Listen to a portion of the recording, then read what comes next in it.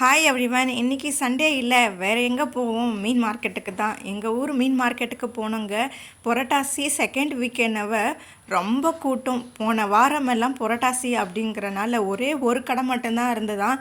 அதுவும் கவலை மீன் மட்டும்தான் விற்றுட்டு இருந்தாங்கன்னு வாங்கிட்டு வந்திருந்தாங்க போன வீக்கு. ஆனால் இந்த வீக்கு எக்கச்சக்கமான கூட்டம், அதிகம் மீன் லோடும் வந்து இறங்கி இருந்திருக்கு போல். எல்லா விதமான மீனுங்களுமே சேல் பண்ணிகிட்டு இருந்தாங்க. அதுவும் கம்மி ரேட்டாக தான் இருந்தது. அது மட்டும் இல்லாமல் மீனுங்களும் ரொம்ப ஆஸ் யூஷுவல் ஃப்ரெஷ்ஷாகவே இருந்தது. நிறைய சங்கரா மீனும் அதிகமான கவலை மீனும் சேல் பண்ணிகிட்டு இருந்தாங்க. கவலை மீன் ஒரு டைமில் வராமே இருந்தது, ஆனால் இப்போ நல்லா வர ஆரம்பிச்சிடுச்சு. நாங்கள் இந்த கடையில் தான் நண்டு வாங்கியிருந்தோம். 250 1 kg சொல்லியிருந்தாங்க. கொஞ்சம் பெரிய சைஸு 300 சொல்லிட்டு இருந்தாங்க. வாங்கிட்டு வந்து எல்லாத்தையும் அந்த டைமுக்கு க்ளீன் பண்ணோம். நாங்கள் போனது ஒரு 450 போல் போனோம். அங்கே 530 போல் வாங்கிட்டு வந்துட்டோம். வந்தவுடனே எங்களோட வேலையே இதுதான். ஃபஸ்ட்டு எடுத்தோடனே ஒரு டீ போட்டு சாப்பிட்டு முடிச்சுட்டு காலைல டிஃபனுக்கு ரெடி பண்ணுவோம். எப்பயுமே வெளியில் வாங்கி கொடுப்பாங்க. ஆனால் போன வாட்டி வெளியில் போயிட்டு நாங்கள் ஒரு காஃபி குடித்தோம். அதுலேருந்து எனக்கு கொஞ்சம் த்ரோட் இன்ஃபெக்ஷன் ஆகிட்டு 1 மந்த்தாகவே எனக்கு ரொம்பவும் கோல்டு ஃபீவர் அப்படின்னு ரொம்ப கஷ்டப்பட்டுட்டேன். அதனால் வெளியில் எங்கேயும் எதுவும் வாங்கி சாப்பிட வேண்டாம்னு சொல்லிட்டு வீட்டுக்கு வந்து அம்மா டீ போட்டு கொடுத்தாங்க. சாப்பிட்டுட்டு அடுத்த வேலையாக க்ளீன் பண்ணுற ப்ராசஸில் இறங்கிட்டோம். அப்புறம் நண்டு கூடவே சங்கரா மீன், கவலை மீன் half kg வாங்கியிருந்தோம்.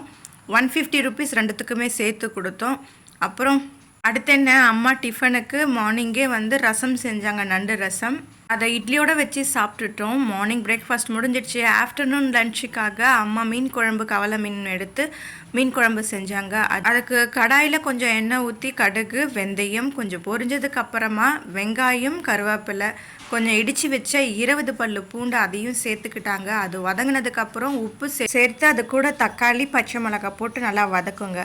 கொஞ்சம் யூஸ்வலாக செய்கிற மாதிரி தான், கொஞ்சம் லிட்டில் டிஃப்ரெண்ட் என்னென்னா அதை கடைசியாக பார்ப்பீங்க. இப்போது கத்திரிக்காய் போட்டு நல்லா வதங்கட்டோன்னு தண்ணி ஊற்றி விட்டு வேக வைங்க. கத்திரிக்காய் வெந்ததுக்கப்புறமா புளி சேர்த்து மிளகாய்த்தூள், மல்லித்தூள், மஞ்சத்தூள் இது எல்லாமே சேர்த்துக்கோங்க.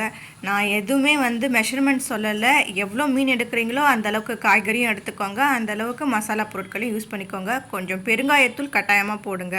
இது நல்லா மிக்ஸ் பண்ணி வெந்ததுக்கப்புறமா புளி எவ்வளோ வேணுமோ அந்த அளவுக்கு சேர்த்து நல்லா கொதிக்க விடுங்க ஹை ஃப்ளேமில். நல்லா கொதித்து வெந்ததுக்கப்புறமா தேவையான அளவுக்கு மீன் சேர்த்துக்கோங்க. கவலை மீன் குழம்பு அப்படின்னாவே ரொம்ப ஸ்பெஷல், டேஸ்ட்டு ரொம்ப கூடுதலாகவே இருக்கும் மற்ற மீன்களை விட. எப்படி ஃப்ரூட் வகைகளில் ஆப்பிள் ரொம்பவும் சூப்பரான ஒரு ஃப்ரூட், அதுக்கு இணையான ஒரு கனினா அது நெல்லிக்கனி சொல்லுவாங்க. அதில் இருக்க ஈக்குவலான விட்டமின் இந்த நெல்லிக்காயிலையும் இருக்குது அப்படின்னு. அது போல தான் எவ்வளோ பெரிய பெரிய மீன்களை காசு கொடுத்து வாங்கலாம், ஆனால் இந்த மீனில் இருக்கிற பெனிஃபிட் வேறு எவ்வளோ விலை கொடுத்து வாங்குகிற மீன்லேயும் இருக்காது. அந்த அளவுக்கு ரொம்ப சூப்பரான ஒரு மீன் தான் இந்த மத்தி மீன். எல்லாருக்கும் வந்து பட்ஜெட் ஃப்ரெண்ட்லியான மீனும் கூட. இது கடைசியாக சமைச்சு முடிச்சதுக்கப்புறம் நான் சொல்கிறேன்னு சொன்ன விஷயம், நல்லெண்ணெயை ஊற்றிக்கோங்க தேவையான அளவுக்கு.